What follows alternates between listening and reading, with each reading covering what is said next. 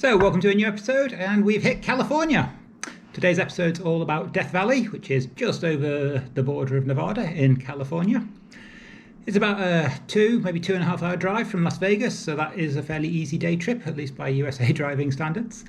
You can hire a car in Vegas and drive out on your own. It's all very straightforward. It's all sealed roads all the way. Don't be tempted to go off on any unsealed roads. Google Maps might take you off on some. If it does, just drive back. You can have many a Google adventure out here. Death Valley is very hot, so make sure you take lots of water. Also take food. We didn't encounter any food that I can remember there. I mean, it might have been something at the visitor centre, but not much. You can pick up food at service stations along the way. That's not a problem, or supermarkets even. But make sure you do that. Definitely a day for a packed lunch, I'd say. And over to Jane to say how she thought the day went. Yeah, so Death Valley, I thought it was really interesting. I kind of wished that we'd gone to the last thing we did first. So we went to Dante's Peak, which is a really lovely view out over the valley and you can see really far.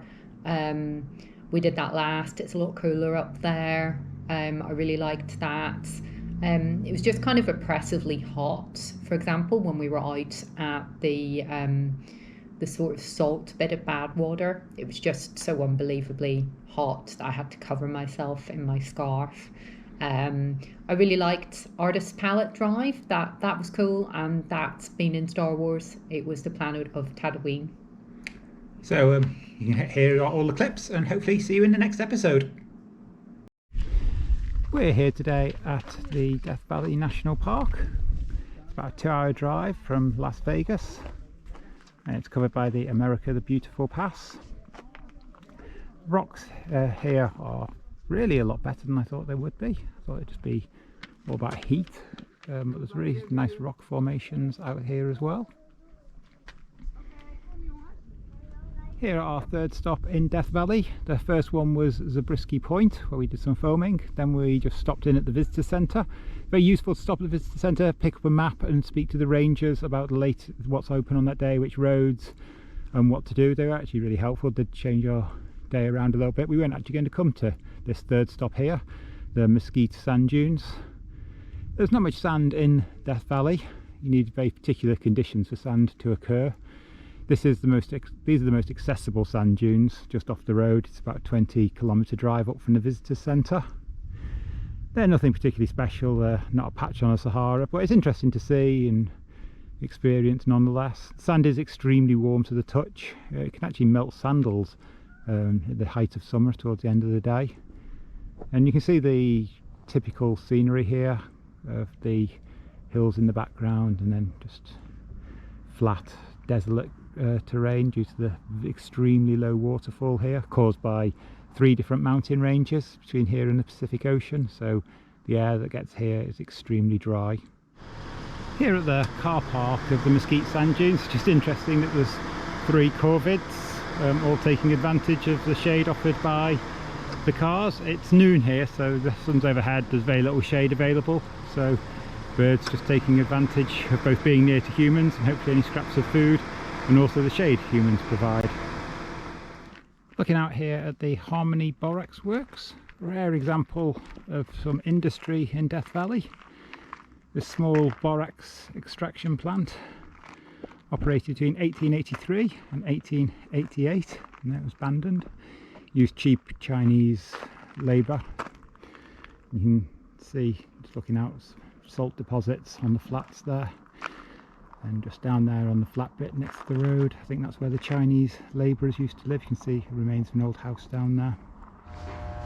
All around the park it's really striking just how much the birds go after any spare water or any shade. You really realise just how marginal existence here is. We see these types of birds all around the area. I don't really know what they are. They remind me of an English starling, but they're a bit bigger than an English starling. But they've sort of got the same mannerisms. But here they are, 3 birds all just here because there's a bit of spare water on the floor. We're now visiting what's called the Devil's Golf Course. So named because only the devil would play on it. It's a very hard surface with a coating of salt. As you can see, it's very firm. You can just about crumble it away, scratch it away, but it's basically solid salt deposits here. It's not like snow in any way, shape or form.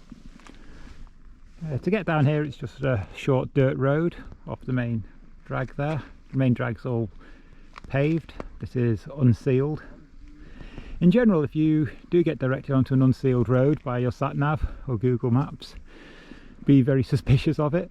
The unpaved roads in this part of the world can go on for miles and miles, and if you're just in a basic city car, you're not going to make more than about 15-20 miles per hour, and Google will assume you can do about 60 mile an hour on them, and it can just be silly. Down here at Badwater Basin, which is the lowest point in the USA, it's about 200-300 feet below sea level. So it gets ridiculously hot, and there is water, but this is obviously named Badwater. I think you can actually taste the water. Obviously it tastes absolutely disgusting. The salt flats here at Badwater Basin stretch off into the distance. It's really nice to look at them close up. You've got some that are quite flat, which you'll just see up ahead, and then you've got this area which is really very jagged. It looks like more like crystalline. And so, and assuming it's like it was the last place, it's all bone dry. That's something to note about Death Valley. There's obviously 0% humidity, so all the moisture from you just evaporates straight away, so you're not covered in sweat at all, but you do lose an awful lot of moisture, so you need to drink a lot. So in contrast to the very rough, jagged salt, all across here is all white and flat. I suspect a lot of that is because people walk over it. It's a central walkway, you can walk quite a long way into distance up there, and then just off the path it's all the normal rough, jagged salt. You can see you can walk out quite a long way, although they do recommend not walking much after 10 AM because it is quite hot. Just looking back here from Badwater Basin up where you can't park a car at the cliffs behind, you might be able to see on the cliffs a little sign saying sea level. I'll zoom in a bit after this so you can pick it out. Just stopped here on a small loop called the Artist's Loop. You've got all the colours in the mountains here. There's a one-way loop you're going to do on the northbound stretch of road back from Badwater Basin to the visitor centre. It's worthwhile saying, if you do come to Death Valley, a full tank of petrol from Las Vegas should be enough, but there are stretches of road here about 80 miles with no fuel, so do make sure it is a full tank as you leave Vegas. You kind of need it about probably 350 miles worth of fuel. This is the main stop on the Artist's Loop. This is called a palette of colour. 5 million years ago, a lot of volcanic eruptions, so there's an awful lot of minerals out there. Big mixture, and the colours change depending on time of day, the light and whatnot. And obviously there's a lot of natural nice patterns in the rock as well, so this is a good little stop. We're just about to exit the park, and this is our last stop here at Dante's View. 13 miles off the main road. It's all paved up here into the hills. It's an awful lot cooler here, whereas it's really warm down there in Death Valley. Up here it's perfectly cool. It's a nice breeze running as well. It's quite refreshing. It's a very good view of the valley as well, and the salt deposits down there.